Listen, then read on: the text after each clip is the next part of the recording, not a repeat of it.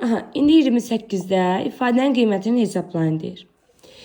Deməli, bax, həmişə kök altından müsbət çıxmalıdır modulda.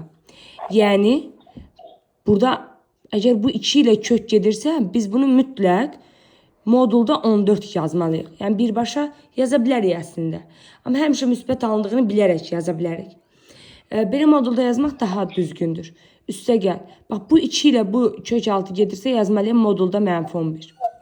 Sonra çıxılsın. Bax, bu 2 ilə bu kök gedirsə, burada yazmağa ehtiyac yoxdur. Nəyə görə? Çünki onsuz kök altı ifadə müsbət ki, kökün altında qala bilib. Sadəcə bu 2 ilə bu kök getdi. Burada 11 qalır. Burada isə yazıram çıx. Bax, bu 2 ilə bu kök getdi. Modulda -8. Buradan bərabər olacaq. Bilirik ki, modulda 14-dən elə 14 çıxır. Yəni, buranı yazacağım 14.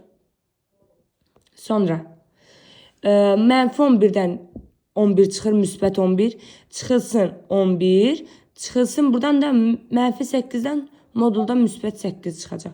Bax, -11, biri mənfidir, biri müsbət, bir-biri ilə islah olunacaq.